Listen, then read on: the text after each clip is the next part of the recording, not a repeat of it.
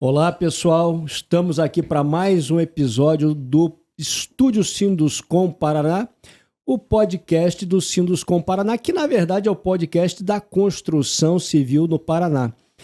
E hoje a gente vai falar aqui nesse episódio, viu, Carlos? Carlos Cade, presidente do Sinduscom Paraná. Nós vamos falar de produtividade na construção civil. Um tema espinhoso e importantíssimo para o setor. E para falar e conversar aqui com a gente, nós temos hoje dois convidados muito bacanas. O Thiago Pissetti aqui, que é o vice-presidente de materiais do Sinduscom Paraná, e eu estou aqui com o André Veiga, que é coordenador de qualidade da construtora TAR. Construtora bem conhecida, bem tradicional da cidade, tem mais de 100 anos de existência e faz parte também, ajuda aqui, participa dos projetos de qualidade no Sinduscom Paraná. O nosso tema é produtividade. E eu quero começar essa provocação dizendo que esse não é um tema só da construção civil, tá? É o tema da produtividade. Estima-se que a produtividade do trabalhador brasileiro seja 1/4 da produtividade do trabalhador norte-americano. Na construção civil, a gente notou, né, quer dizer, as estatísticas oficiais notaram, indicaram até uma perda de produtividade na década passada do trabalhador da construção civil. Trabalhador menos produtivo, atividade menos produtiva é ruim de maneira geral, porque isso vai para o custo das obras, isso obviamente vai para o preço e além disso, né, você gera, na verdade, outras consequências, por exemplo, mais resíduo, um canteiro e uma cidade mais desorganizada. Então a gente precisa urgentemente melhorar a produtividade. Não crescendo a mão de obra, como a mão de obra não cresce, a gente tem hoje até uma previsão de declínio populacional. Claro que vamos falar disso, temos que atrair trabalhadores, atrair engenheiros, mas não crescendo a população, o Brasil só cresce com produtividade. Isso para mim é certo, é seguro. E se produtividade é difícil quando a gente fala de outras empresas, eu imagino, e aí essa é a primeira pergunta, que o desafio na construção civil é muito maior. Porque eu ouço, sabe, Carlos, muitas vezes as pessoas falarem a construção civil ainda empilha tijolo, não mudou, é a mesma coisa. É sujo, paga pouco, tem alguns números chutados, 30% de desperdício, aquelas coisas assim. Então eu vou perguntar para vocês dois que são engenheiros de obra, que conhecem obra. Primeiro de tudo, como é que está a situação da produtividade na construção civil do Brasil e do Paraná? Começando aqui com o nosso convidado aqui, o André. Bem, eu vejo que a gente... Obrigado pelo convite. Eu vejo que a gente tem muito aquele estigma ainda negativo em relação ao setor, né? Que nem você comentou, que tem... paga pouco... ou é trabalho sujo, então falta aquela aderência, assim, aquele interesse por vir trabalhar nos canteiros, né?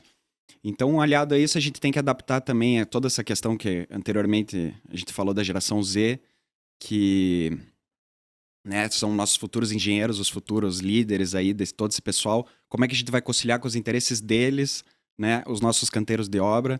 Então, a gente tem sentido, sim, muito essa perda de produtividade. A gente está com dificuldade de entregar obras no prazo, a gente está com dificuldade de entregar obras com custo. A questão da limpeza também muito importante. Os nossos canteiros estão mais sujos do que eram antigamente. Até o pessoal que visita comenta. Então, a gente está com uma dificuldade aí, umas barreiras que a gente tem que superar, que não vejo aí que precisamos de vários autores, né, para a gente mudar esse cenário atual. E isso aí, né, André, Carlos, não é, a gente fala, não é obra só do prédio residencial, do incorporador privado, tá na obra pública também, né? Quer dizer, o problema de produtividade é geral, né? Tiago, como é que você está vendo aí a produtividade do setor? Como é que ela se coloca hoje? Como é que ela está evoluindo ou não está evoluindo? Então, qual é o diagnóstico que a gente tem da produtividade no setor? Então, o setor da construção civil, ele sempre foi taxado, assim, né, como um setor muito improdutivo comparado a outros setores, né? Eu acredito que essa comparação, ela não é justa, porque nós não somos uma indústria, nós somos ainda, não tem como... cada projeto é único.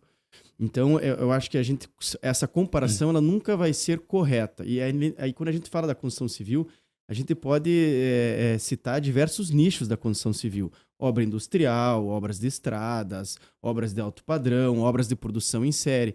Então, cada uma desse nicho tem diferentes produtividades.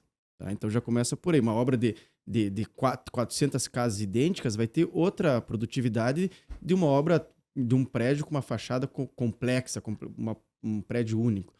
Mas eu vejo o seguinte, eu vejo que a produtividade, ela tem... Quando a gente fez um estudo gigante, né, eu posso comentar depois, junto com a FIEP, ficamos 1 ano estudando sobre produtividade. É esse que está aqui? Só mostra aqui para a câmera. Esse estudo que está aqui. A gente ficou 1 ano estudando produtividade. Uhum. E realmente foi muito interessante, assim, porque sempre que a gente falou de produtividade, as pessoas acham que a resposta está na prateleira ali. Não, é só industrializar o processo construtivo, a gente está com um problema de... Mas não é complexo, não consegue resolver o problema de produtividade movendo uma peça somente. São diversos itens, assim. Então, eu vou dar alguns exemplos aqui rapidinho, quais são os nossos grandes desafios, assim. Primeiro de tudo, a gente tem um problema de padronização da nossa construção. Então, por exemplo, assim, nós não... Hoje, a maneira que empilha tijolo naquela obra é diferente da maneira que empilha naquela. A maneira do reboco nenhuma é diferente da outra. Padronização da atividade, não do material. Da atividade. Então, por exemplo, como é que uma equipe vai ser produtiva se ela fica 6 meses trabalhando em uma obra de uma maneira, ela vai para uma outra obra, é outra maneira de trabalhar. Então, por exemplo, assim, o nosso processo construtivo ele não é padronizado. Então, aí já é um primeiro desafio. É um primeiro desafio do nosso setor, a gente buscar a padronização do nosso processo construtivo através de instruções de trabalho. A outra, se você tem um processo padronizado, você consegue ter uma eficiência maior na capacitação daquela mão de obra. Então, você treina uma vez uma equipe para um processo construtivo, automaticamente ela pega o jeito daquele processo construtivo e ela vai ser mais produtiva. E que é um segundo desafio, que é a capacitação de mão de obra. Pegando o link do que o André falou, estamos perdendo funcionários na nossa construção, então a gente precisa ter um marketing para isso, a gente precisa mostrar a atratividade do nosso setor, capacitar a nossa mão de obra, tentar padronizar os processos, para depois a gente começar a pensar em um aumento de produtividade. E para finalizar, assim, uma outra questão assim, super importante assim, é a questão da gestão e planejamento. Isso vem interno de cada construtora. Assim. Se a construtora ela não investe em gestão, em planejamento da obra, em si, um modelo Lean Construction, alguma metodologia de gestão, ela não tem como exigir a produtividade. Eu vou dar um exemplo. Assim. Ela faz um cronograma muito bem feito, tudo bem. Só que quando o dia a dia da obra tem que ter um sistema de gestão, Lean Construction, enfim, qualquer sistema de gestão. Como que é feito a gestão das atividades? Por exemplo, assim, a preparação do local de trabalho é fundamental. Um exemplo assim, você está com... a logística interna. Por exemplo, assim, você está preparado para no mês 6 receber o pessoal vamos falar industrialização, o pessoal de drywall lá. Sistema industrializado. Ótimo, estamos industrializando. Só que se você não preparou, você já não deixou o ambiente limpo, já verificou como que vai ser o transporte vertical e horizontal do local, se você já não deixou os insumos separados para aquela equipe, se você já não definiu todos os projetos, os problemas que você teve no projeto, não adianta você colocar uma equipe produtiva ou um processo industrializado que ele não vai ser produtivo. Isso se ensina na faculdade? Não. Presidente? Eu vou fazer uma comparação aqui que muita gente gosta e usa, e eu estou falando, vocês já cansaram de ouvir, mas o nosso público com certeza nós podemos estar acrescentando. O modelo que a gente sempre procura adotar, um modelo industrial que a gente persegue, a fabricação de carro. A fabricação de carro é um bom modelo para a gente perseguir como uma indústria e tentar transformar a nossa indústria como a indústria automobilística. Você veja o seguinte, tem carros, hoje já a sua maioria, são feitos no modelo contínuo. Aquele modelo Toyota sai fazendo Corolla, BYD sai fazendo aquele modelo. Como você disse, nós temos produtos e produtos na construção civil. Se nós formos pegar um produto de habitação de interesse social, é um processo bem industrial que a gente já vê em obras. Já vê obras aí que consegue fazer em um mês, levanta um prédio e está quase pronto e entra com pouca mão de obra, uma produtividade impressionante. Produtividade. E aí você... Então, depende do produto, como foi dito. Um complicador no nosso caso é as indústrias, elas montam seu estabelecimento, seu barracão, e entra matéria-prima, e sai o produto e vai embora. No nosso caso, nós montamos o nosso barracão, que é o nosso canteiro de obra, construímos o produto ali e depois desmanchamos nossa indústria e vai embora. Ora, o que a gente deve fazer? Procurar industrializar o máximo fora. O off-site. Pré-montado. Isso. E aí montar. Então, Então, você vê que as coisas são complexas. Quer falar alguma coisa? Não, é isso mesmo. Quer dizer, assim, quando a gente fala mais teoricamente, né, no mundo, em produtividade, são 3 fatores que vão melhorar. Quando eu dei aquela comparação do brasileiro com o americano, 3 comparações 3 elementos que impulsionam a produtividade. Sempre é falado. Educação, a melhoria da qualidade educacional ou treinamento, no caso. Capacitação, Capacitação, da mão de obra. Tecnologia aumenta a produtividade. Aí a minha provocação, pelo amor de Deus, tanta tecnologia não melhorou. Você acabou de falar do drywall, por exemplo, uma tecnologia, né?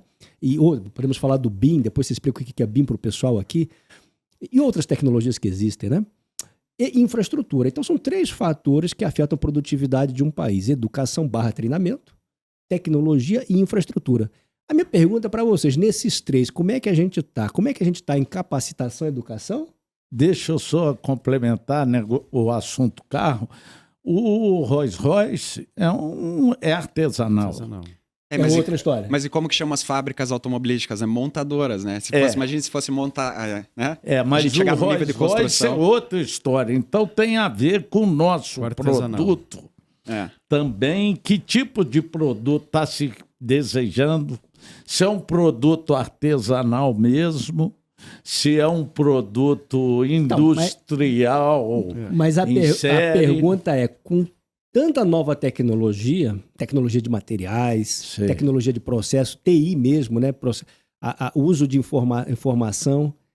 Eu vejo que tem um critério cultural também. Por exemplo, não é só ali na construção, não vamos usar tal tecnologia, mas sim da aderência da população. Por exemplo, a gente ainda tem dificuldade de vender o drywall para o cliente alto padrão, porque ele bate lá na parede e fala, poxa, é oco, não é a mesma qualidade que uma alvenaria. Só que é muito mais eficiente, é mais fácil trabalhar, é construção a seco. Então tem alguns estigmas assim próprios do Brasil, assim, que a gente ainda não ultrapassou, eu acho. Comparando, por exemplo, com os Estados Unidos. Estados Unidos lá eles têm casas padronizadas, né? Sempre o mesmo estilo de construção. Aqui o cliente do alto padrão, ele quer um negócio único, quer um negócio tailor-made, né? Que fala, pô, quero esse para mim. Então você tem que se desdobrar para tentar buscar soluções no mercado para atender a expectativa daquele cliente e o produto que ele espera. Que é o tal do Rolls-Royce. Que é o tal do Rolls-Royce. Então a gente tem essa dificuldade. Mas a gente... Mas, por exemplo, tem tecnologia, a gente tem mão de obra para suportar essa tecnologia? Para dar conta dessas novas tecnologias? Como é que está a mão de obra no setor, a qualidade, a qualificação, no entendimento de vocês nesse patamar de produtividade? Falta capacitação, sem dúvida alguma. Para você ter produtividade, tem que ter capacitação. Mas eu quero só voltar àquela que eu acho importante a gente ter. Como a gente fez um estudo muito grande aqui, é importante a gente ter... A gente falou muito sobre industrialização, né? Então, o que acontece, assim? Eu bato muito, assim, a gente discutiu bastante, assim, que não adianta você ter industrialização, porque não tem como uma obra ser 100% industrializada. Por exemplo, um prédio. Você pode fazer pré-moldado, você pode colocar o drywall, mas vai chegar uma hora, você vai ter que passar massa corrida, vai ter que passar tinta, vai ter que pegar uma argamassa, vai ter que assentar uma cerâmica. Certo. Então, você vai ser híbrido. Então, você tem que ter industrializado, mas ainda existem situações que você vai precisar de uma mão de obra artesanal. Então, o que acontece? A empresa ela precisa investir em planejamento, gestão, ela tem que estar preparada para aderir essa industrialização. Então, se a empresa ela não veio se preparando para isso, também não vai conseguir. Não adianta estar no mercado disponível essas tecnologias, que ela não vai comprar isso daí e conseguir colocar na empresa dela. É o seguinte, um somatório, é longo processo. Você não programa um serviço, exato. Esse serviço no canteiro vai ser feito. E sem a sua gestão. Você entrega para o mestre de obra uma planta, ele vai lá e vai levantar a parede. Agora, como ele vai levantar? De que maneira? Usando que tipo de argamassa? Usando modulações de tijolo? O que é bom ou ruim naquela elevação da parede. Então, isso que o Tiago falou é o seguinte, é que tem que definir todo o processo. E dá trabalho. Se você não definir todo o processo, ele vai ser feito. E vai ser feito na cabeça do principal líder, que hoje a gente tem a figura do mestre de obras. Ele vai lá, vai definir. Vai ficar estocado o material aqui, o traço é tal, vai subir assim, ele que vai definir. Você pode definir junto com ele, através de processo, metodologia. Agora, parece, então, não é isso, Thiago? Que falta uma lacuna de conhecimento, de capacitação, até da alta gestão, então. Eu concordo. Inclusive os cursos de engenharia, pelo que você falou. Sabe por que eu acho interessante a gente falar isso, Marcos? Porque é o seguinte, o Sinduscon tem 700 e poucos associados, certo? Então, o que eu acho interessante, assim, desses 700 e poucos associados, pela pesquisa que a gente fez interna no Sinduscon, 10% adotam uma maneira de gestão, de obra, um Lean Construction. Então, a gente está falando aí de, sei lá, menos de 10%. A gente fez uma pesquisa, 30 construtoras ali que a gente verificou. As outras construtoras, elas precisam entender que muitas vezes o problema está dentro da casa delas. O problema está elas investirem em processo, investirem em padronização, investirem em gestão das obras delas, e não está somente na ponta. Então tem uma questão cultural também nas empresas, em algumas empresas. Isso. Inclusive, nós estávamos num evento agora, eu tive uma oportunidade de conversar com o CEO de uma construtora em outro estado, e ele começou a resolver o problema de processo na empresa, em vez de buscar engenheiro civil, olha que coisa. Engenheiro civil no mercado, ele buscou engenheiro de produção. Porque o engenheiro de produção, ele quer padronizar. É linha de produção. É isso. E ele dá trabalho, não dá? Muito, porque tudo, se você não pensa, alguém vai fazer. E falando, eu acho que tecnologias de gestão, nós estamos muito munidos no mercado. E assim, tem excelente. a ver, André, e você concorda, começa, falou de líder, mas não é só o líder engenheiro, é o líder da empresa. Sim, é em casa. Porque tem de começar de cima disso. Ele, inclusive, acreditar nisso, né? Mergulhar Ele nisso. tem, porque você vai lá para a empresa, você é um diretor técnico, diretor de produção, gerente de produção, e começa a fazer um trabalho desse tipo, o principal líder bagunça todo, atravessa, dá contraordem. Aí, como toda mudança é muito trabalhosa, é isso mesmo. É difícil a equipe engatar, pegar junto. O que ocorre? O principal líder dá um sinal lá, debanda e você perdeu o controle. Eu acredito que essa foi a maior surpresa nossa no estudo. Essa questão de, por exemplo, assim, de as consultoras têm que entender que não basta, eu estou improdutivo, agora vou adotar o sistema construtivo tal. Não é assim. Ela precisou de anos na empresa ali, padronizando, capacitando, criando processo, para ela estar preparada para adotar um outro sistema. Quer dizer, não adianta comprar um computador, um RP, não sei o quê, se você não tem processo. Vou mais além. Não adianta você ir lá e pegar um engenheiro da outra empresa. Também é bobagem. Ele vai começar bem e na frente, choque de cultura, ele vai perder a motivação, vai embora. Ou seja, a gente está percebendo, né, que o que vem faltando, tem os desafios, né, que a gente sabe, culturais e tal, que foram colocados, mas é um pensamento mais sistêmico, né? Uhum. O seu amigo Cioto, né, engenheiro, né, que tem uma larga história com essa preocupação de produtividade, consultor lá da CIBIC também, a gente participando de algumas reuniões de conselho, ele comentava, olha, a produtividade começa no projeto, mesmo no alto padrão. Com certeza. E quantas vezes, e a minha pergunta aí, a gente vê projetos que a gente já sabe que vão gerar problemas de produtividade, e os engenheiros, a área responsável pela obra, tem voz ativa, participa? Como é que é essa questão do projeto em si e os elementos de produtividade que ele causa impacto? Tem causado frequentemente, isso é recorrente, assim, todos os dias a gente vê em definições de projetos que, vistas tarde ali no canteiro, vão gerar diversos problemas de produtividade, né? Então... E a gente tem voz ativa, o engenheiro tem voz ativa, as construtoras, como é que é essa relação, Thiago? É que isso tem que vir do começo, assim, aquilo que eu falei, dá trabalho, as pessoas não querem trabalhar, acham que é simples, não, dá trabalho. Quando estão desenvolvendo um projeto arquitetônico, estrutural, a empresa, os gestores, os líderes lá da empresa tem que estar muito envolvido nesse projeto, porque as coisas têm que ser definidas o máximo possível no papel, para quando for para a obra... É um ou outro ajuste. O que acontece muito? Os gestores, loco, né? Eles não querem, eles querem pagar um escritório de arquitetura. Faz lá o projeto. Faz o projeto, faça isso aqui para mim, faça aquilo ali para mim, entrega na obra, entrega para o engenheiro da obra. Como é que vai ser produtivo? Daí o que vai acontecer? O pessoal vai começar a fazer lá, vai estar falta muita definição. E o que acontece muito... Isso é um dos maiores problemas de produtividade. Isso dá problema. Muito problema.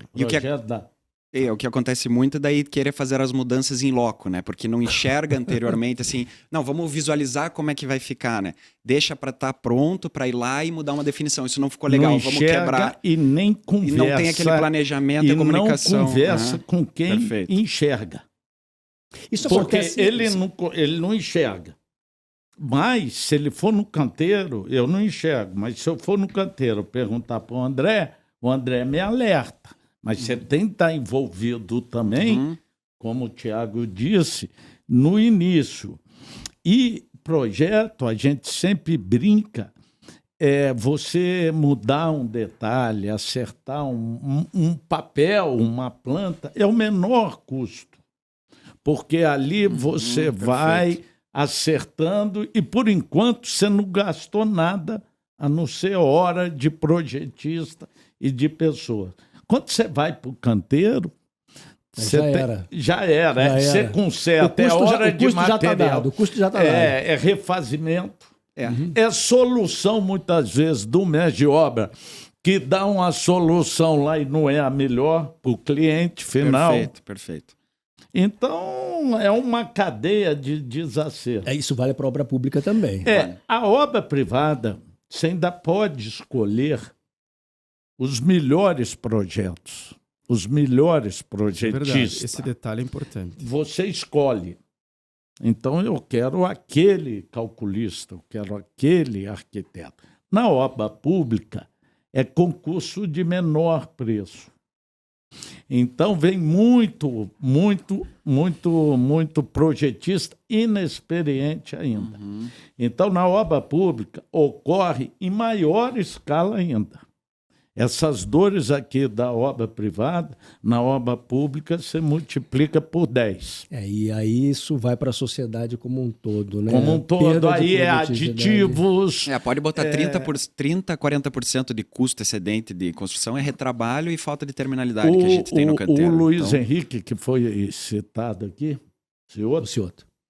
ele dizia lá, nós tivemos a oportunidade de trabalhar junto, que 60%, se fosse fazer uma medição, era uma estimativa, é claro, que você conseguia definir 60% de um custo de uma obra com projeto, com a solução dada, com Antes, a compatibilização, com as boas especificações. Você saindo com isso daí, Bem fechadinho. mais da metade do custo de uma obra estaria bem resolvido. O resto aí é material e execução. Exato. E gestão. Eu acredito. Gestão da mão de obra e Mas negociação. o projeto, você já sai com a obra já bem E resolvida. parece que a gente não dá muita atenção. Eu estou dizendo a Nenhuma. gente, que eu estou dizendo generalizando, né? Claro que tem exceções. Mas está mudando, né, Tiago? Tiago, eu queria até entender, perguntar para você também, né, Veiga, a questão, assim, falando de projeto, né, do planejamento, quando surgiu o tal do BIM, eu queria que você explicasse o que é o BIM, aqui para quem está ouvindo. Para quem era leigo, né, para mim, por exemplo, que não sou engenheiro, eu falei, agora resolveu. O BIM resolveu? O BIM resolve? O que é o BIM? O BIM, Como é que é essa história? A resposta é muito parecida com o que eu já expliquei aqui. O BIM é o seguinte... O que é o BIM? Existiu o Primeiro de modelo de fazer projeto em 2D, no papel, aqui fazer o 2D. Hoje existe o modelo em 3D, que você faz o prédio tridimensional. Ele pode entrar para um 4D e um 5D quando você consegue especificar qual o revestimento que no 3D, qual revestimento, qual janela, qual reboco, que daí você linka com um cronograma, então você deixa tudo linkado. Então parece tudo muito bom. Só que o que acontece? E ele permite esse programa que todos, o elétrico, o hidráulico, Veja o o projeto. estrutural, Compatibilize tudo junto. naquele ambiente, vai vendo o que cada um está fazendo. Para ver as interferências entre eles. Nada mais é do que você botar informação de todo o prédio numa modelagem 3D. Isso que veio o BIM. Não resolveria? Então, ele ajuda, mas o que acontece? Acontece o seguinte, se a empresa não se dedicar, toda a cadeia, o dono da empresa, o engenheiro, na execução do projeto, todas as definições de projeto que precisa. Eu quero a soleira, vai embaixo da janela, vai soleira. Vai soleira, vai. A janela, o contramarco vai ficar faceado, vai ficar no meio da janela. Vai ficar no meio da janela. Se ele não vai dando informação, que dá muito trabalho isso. Aumenta o trabalho, não diminui. Requer mais trabalho no planejamento. Se ele não fizer isso, que 90% das construtoras não fazem, se ele não fizer isso, tudo vira fictício. Tudo vira fictício. Entendi. Nós temos um levantamento 3D fictício. E porque agravante. ainda não foi definido se a janela é faceada, se vai ter soleira, o contramarco, a impermeabilização vai subir até onde, qual tipo de impermeabilização. Então o que acontece? Daí depois as pessoas vendem o BIM assim, não, o BIM você otimiza, você economiza. Ele economiza se você alimentar todas as informações, daí você consegue simular. Senão não adianta para nada você simular isso daí. E um agravante. O BIM, na largada, os projetistas mais experientes, com mais entendimento disso não tudo, conseguem modelar, né? Não eles sabem. não têm a prática. Não tem. Precisa do faz no 2D. Isso daí eles sabem muito bem no AutoCAD. Então, quem está cuidando, vamos chamar assim, são os recém-formados. Os recém-formados que viram desenhistas. Perfeito, é isso. São desenhistas sem experiência. Então, olha o problema. Está sendo feito um projeto sem a experiência do antigo, que já era um pouco deficiente de canteiro de obra, os antigos, eles davam solução, mas se não tiver a turma de obra ajudando os antigos, então já tinha essa deficiência. Agora, com o BIM, são pessoas novas que não conhecem da realidade de projeto, e nem de canteiro. Entendi. Que daí gera um trabalho a mais ainda, porque quando você sai, dá uma partida num projeto 3D, por exemplo, depois para você arrumar ele, voltar todas as informações atrás, pensa que ele está compatibilizado com outras disciplinas, então fica um trabalho dobrado, assim, que no 2D não tem, então você tem que ter um cuidado de sair com o planejamento muito redondo, para daí você atender lá na ponta bem a questão da produtividade. Deixa eu fazer uma observação, Marcos. O que é importante a gente entender também, assim, da construção civil? Que é a cronologia dela, assim, ela não facilita isso. Por exemplo, você entende muito bem disso. A gente compra um terreno hoje em dia, a gente já correndo com escritura, correndo com tudo, já tem que lançar até tal data, já corre atrás de projeto, aprovar projeto. Então, essa velocidade que tem que fazer um projeto, a velocidade que você tem que definir tudo, você não tem muito tempo, tanto tempo assim. Vamos voltar para a indústria automobilística. Eles ficam com um Gol lá. Eles ficam 2 anos projetando um Gol. 2 anos Depois testa. definindo, fazem um protótipo de um Gol. Depois que definiram tudo, eles soltam 3.000 Gols. Aqui a gente não. A gente tem que correr com 6 meses a 1 ano, tentar definir tudo de um projeto que nunca foi feito aquele projeto e sair no canteiro de obras. Então, por isso que eu estou falando, não é só reclamação. O que a gente tem que entender é o seguinte, é cruel comparar a produtividade da construção civil com uma indústria automobilística, porque... Não vai ser, a comparação não vai ser perfeita. Não vai ser perfeita. Mas, Thiago, Não vai ser são perfeita. coisas em que nós vamos ter de vencer. Sim, não. São é um somatório. obstáculos. Somatório Esses obstáculos... das vias aqui, as avenidas. Isso, São somatório. vão ter de ser vencidos. Exato. Porque alguém está pagando. Exato. Por enquanto, o imóvel vai ficando mais caro também, sua concepção, sua produção. Porque ele traz improdutividade, traz resserviço. Isso você está repassando. Eu acho que esse é o nosso papel, uma hora isso vai dar um problema. Se a gente não resolver essas vias antes. Vai gerar muito estoque, é o nosso papel. ou vai gerar fazer um custo lá em cima que... Tem que sair da zona de conforto. Eu acho que esse é o nosso papel. Por exemplo, quando a gente criou essas 5 avenidas ali, que é o Lean Construction, que é a capacitação de mão de obra, a industrialização no processo construtivo, a gente tem um projeto, em outro momento a gente vai passar no Sinus com isso, que vamos ter que pegar o TFPR para melhorar curso, Sebrae ensinar as empresas a ter essa Lean Construction, Senai para fazer uma capacitação de mão de obra. Os líderes das empresas... Exato, são pequenos investir projetos em que fundamental. que ele é longo prazo, mas ele tem que ser iniciado. Essa é a ideia. É longo prazo, mas tem que ser iniciado.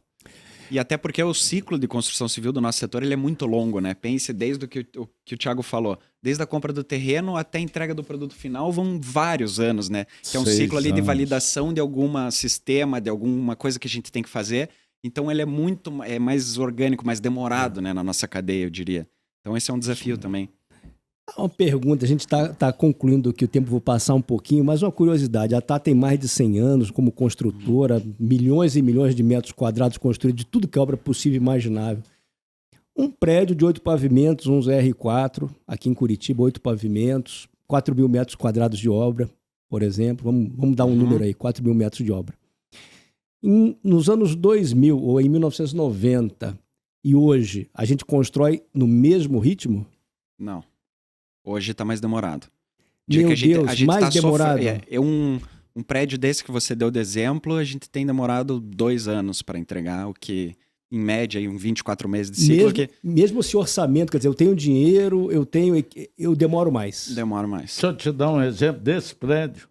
Pois não? Em 1982, eu como engenheiro, volume aí de 5.000 metros, Isso, do por jeito exemplo. que você falou, É. em Vila Velha, no Espírito Santo, eu fiz a obra em 12 meses. Esse prédio. Entendi. 4 apartamentos. Hein? Não pode concluir. Então, hoje, agora muito mais bem resolvido.